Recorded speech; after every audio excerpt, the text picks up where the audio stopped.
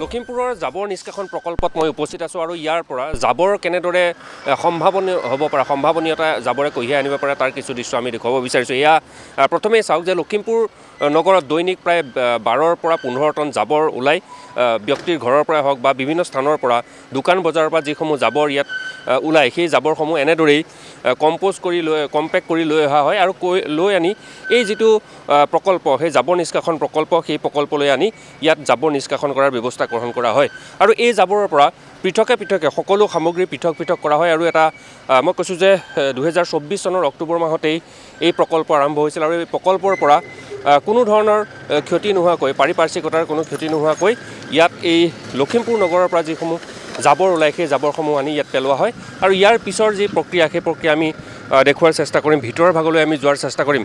গতিকে ভিতৰৰ ভাগলৈ যোৱাৰ আমি চেষ্টা কৰিম আৰু গোটেই বিষয়টো কেনেদৰে হয় আমি অকণমান দেখুৱাৰ চেষ্টা কৰিম।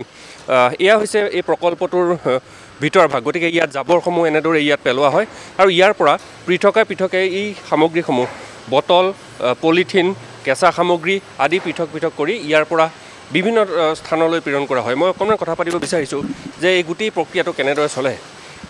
ये जो मशीन चल रहा है वो कैसे काम करता है?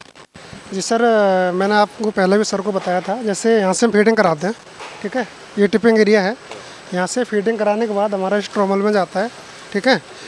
जो मतलब अपना 75 ऑर्गेनिक होता है वो बाहर साइड में आउट हो जाता है, ठीक है। इसके बाद हमारा ये MRF सेक्शन पे आता है। हमारा सेक्शन पे हम लोग जो अपना रिसाइकलेबल मटेरियल है उसको पार्ट वाइज हम लोग इसको सेग्रीगेट करवाते हैं।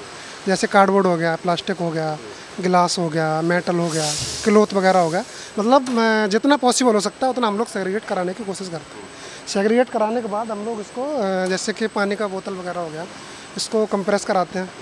कंप्रेस कराने के बाद अभी मैंने आपको दिखाया था जो MRF सेक्शन उसमें इसको स्टोर कराते हैं।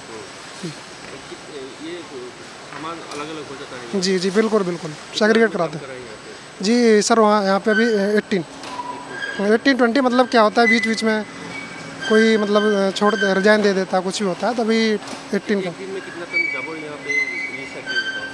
मतलब या मतलब रिसीविंग होता है या रिसाइकलेबल?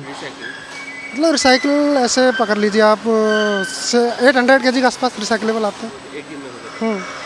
এয়া হৈছে লখিমপুৰৰ প্ৰথমটো প্ৰকল্প। অসমৰ ভিতৰতে এইটো MRF প্ৰথম প্ৰকল্প লখিমপুৰত স্থাপন কৰা হৈছিল আৰু মুখ্যমন্ত্ৰী হিমন্ত বিশ্ব শৰ্মাই এই প্ৰকল্পৰ শুভাৰম্ভণি কৰিছিল আৰু আমি ক'ব বিচাৰিছোঁ যে লখিমপুৰ নগৰখনৰ পৰিষ্কাৰ পৰিচ্ছন্ন কৰি ৰখাৰ বাবে লখিমপুৰ পৌৰসভাই যিসমূহ কাম কৰিছে সেই কামসমূহৰ ভিতৰত অন্যতমেই হৈছে এই প্ৰকল্পটো। কাৰণ এই প্ৰকল্পৰ পৰা বিভিন্ন স্থানৰ যিসকল লোক আছে লখিমপুৰৰ যিসকল লোক আছে তেওঁলোক সন্তুষ্ট প্ৰকাশ কৰিছে। কাৰণ লখিমপুৰৰ ৰাজপথত আপুনি এতিয়া জাবৰ জোঁথৰ পৰি থকা দেখা নাপাব আৰু এই প্ৰকল্পটোলৈ এই জাবৰসমূহ আনি ইয়াতেই ৰিচাইক্লিং কৰি পৃথকে বহু সামগ্ৰী ইয়াত উৎপাদন কৰা হৈছে আৰু পৃথকে যিসমূহ সামগ্ৰী ইয়াত উৎপাদন কৰা হয় ইয়াৰ পৰা সাৰ প্ৰস্তুত কৰা হৈছে। ইয়াৰ পৰা বটলসমূহ একাষৰীয়া কৰি সেয়া ইয়াৰ পৰা বিক্ৰী কৰা হৈছে। গতিকে সেই বিষয়ে আমি কিছু কথা পতাৰ যত্ন কৰিম।